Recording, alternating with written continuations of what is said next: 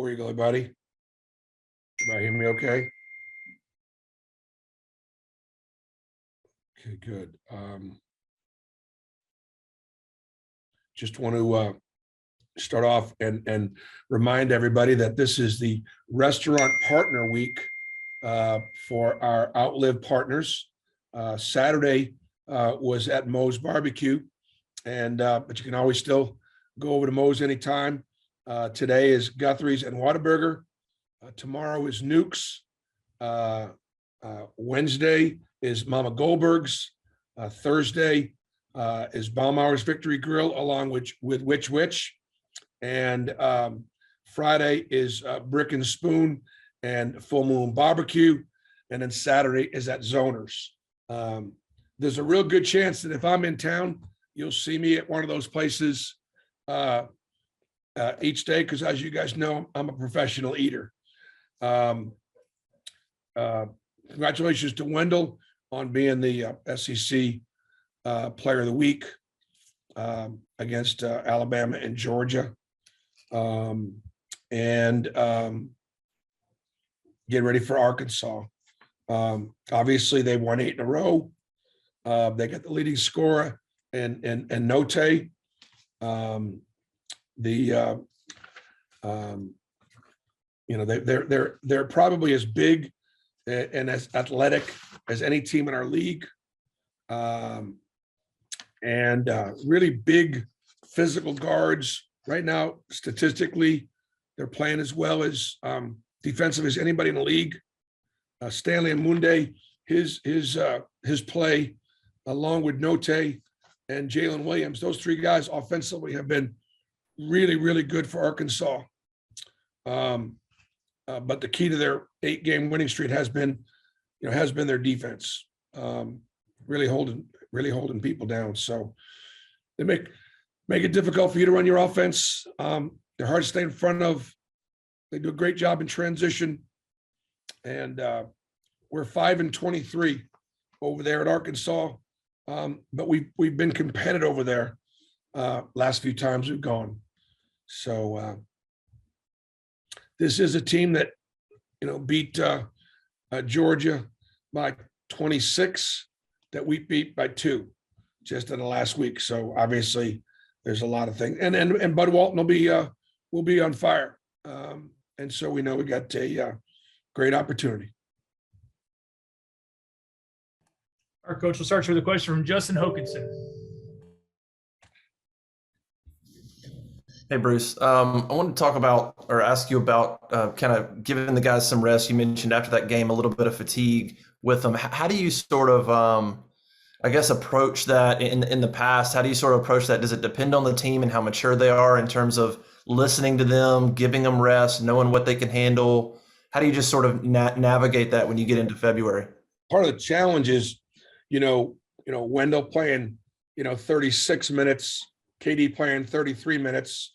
And then you got guys coming on the bench playing in the teens, so how do you balance giving the guys that played heavy minutes some rest, and then the guys that need to go. And so there's a physical component to that. The second part of it is we got together a couple of times and took a look at Georgia in the morning after breakfast, and came back in the afternoon and took a look at Arkansas normally, but we were only on the floor for an hour, which was probably at least an hour less than what we would normally go. Just to, the sun was out. It was 4 o'clock in the afternoon. It had already been a long Sunday, and I just decided we're done. We're done. And so that's how you kind of keep them fresh, both physically and mentally. And today we'll try to have a normal day before the game, knowing we went light yesterday. Just a reminder, if you have a question, put it in chat. We'll go to Bill Cameron next. Yeah, Bruce, my questions are about Zep. Just what's his status? And then how much lead time did you have beforehand? Did you know that he wasn't going to be able to play? And just talk about how that affects the preparation when you don't have him. We found out Saturday morning about Zep, and so we didn't have very much lead time. I thought that Preston did a really good job, and was prepared. Zep was feeling better, and if he can go, he'll go. He did not practice yesterday, and we'll have to see about today. Bennett Durando. Bruce, Arkansas's defense has just been so good during this 8-game win streak. What sort of impresses you most about the way they defend, and what's going to be sort of the toughest aspect of that matchup? Well, and they're going to, they'll be, Bud Walton will be loud and they'll be energized. And so there are times they can really extend catches. I mean, Notae is, one of the leaders in steals in our conference, along with Jalen Williams as a center. And so, they're going to make a lot happen. They're going to make offense out of their defense and get transition and, extend catches and put ball pressure on you. And, they'll know how to guard you, but they've got really good athletes and really good size. Like they've got like 3 guys that are 6'6", 220 that play 2, 3, and 4 that can guard anybody on our team 1 through 5. And so they're able to do some switching. They could put speed, quickness, and size on you. Gives them a lot of different options. So I think it's just their athleticism, their length, their size, their physical aggression, their ability to stay in front of you that make them so good. And then Jalen Williams in the back. Jalen's one of the best rebounders in the league. He's a really good shot blocker, and he takes more charges than anybody else in the country. He's taken like 30 charges. So if you go in there and float, you're going to be on the floor, and that's a really good play. It's a better play than a block shot because it ends the possession, and there's no 50-50 ball chasing that block shot down. So it's a very, very effective way of protecting the rim. Go to Mark Murphy next.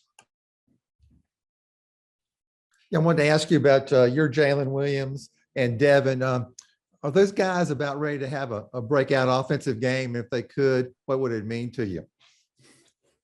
Well, what they need to do is continue to have breakout games defensively and rebounding with their effort and their energy. And then if it comes around where there's some open shots and some opportunities, just try to make them at a good percentage. We don't really need those. We don't need anybody to have breakout offensive games. We need everybody to be, efficient and shoot a good percentage. And a lot of times it's the matchups. A lot of times it's the opponent, the defense that will determine on any given night. So certainly it helps when guys are able to do those things. Jalen Williams is such a good example of a guy that can score inside and out.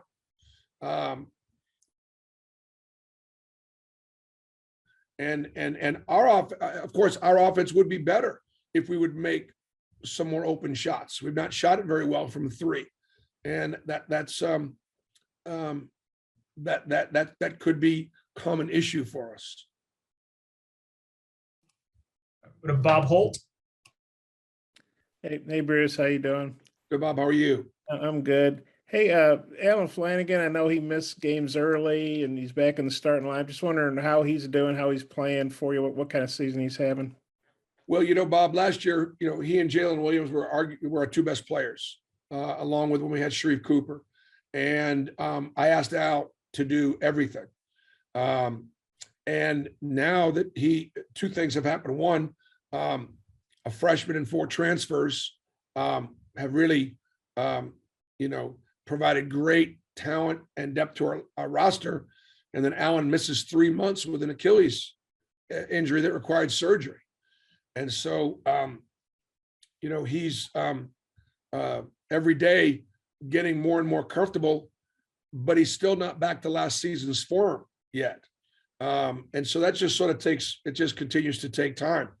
But we're better with him on the floor. He provides me with great versatility as an offensive play caller to put him in ball screens and get him downhill and let him be a playmaker. And it's another offensive weapon that the opponent's got to account for. And then, when he's healthy, he's as good a defensive big guard as there is. And that's coming. And then you alluded to the atmosphere at Walton Arena. This is kind of hard to believe. Arkansas hadn't had a #1 team come in here since Vegas and at Barnhill in '91. So obviously the players are ready, the fans are ready. Just kind of what do you expect? Because I know you're getting everybody's best shot now. Yeah. Well, I mean, I'm very proud of the fact that it's Auburn. That it could be Kentucky, it could be Florida, it could be Tennessee, it could be other programs, but it's Auburn coming in. That's ranked 1, and I'm proud of that. I'm proud of it for our league. If Arkansas came into us #1, be proud of Arkansas for what they been able to do. And obviously, hey, I'm proud of them right now for having won 8 in a row and come back from a slow start in late December and January, having beaten West Virginia in the Big 12 SEC Challenge. So, proud of our league, and I'm proud of my team. Thanks. Justin Ferguson.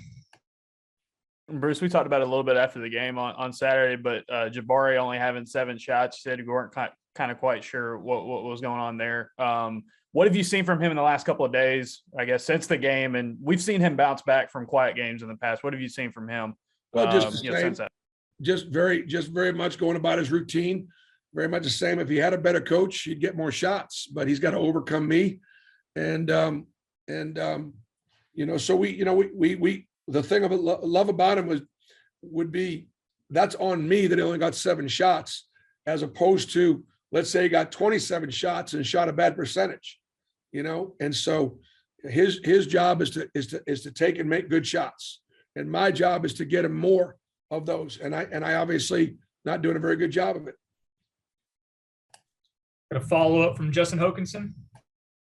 Hey, Bruce, I was just going to ask about the question earlier. Are there different teams in the past that have handled being able to sort of scale it back in practice, but still be ready for game time? I mean, what do you think goes into making a team be able to kind of handle that change, I guess? The thing I reminded him of even yesterday is it's a long season for everyone.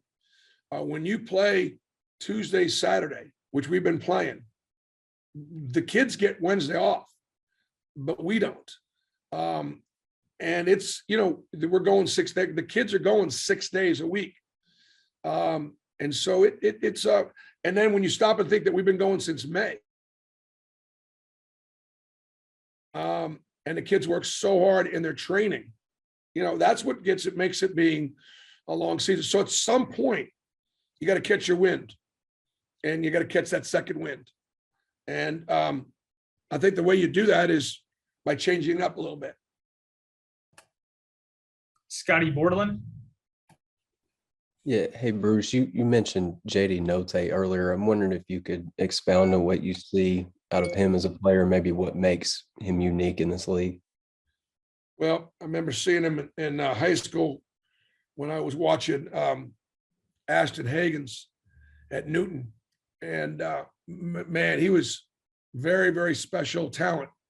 And I actually told a bunch of people about him. We weren't recruiting his position. And then so watching him, become, probably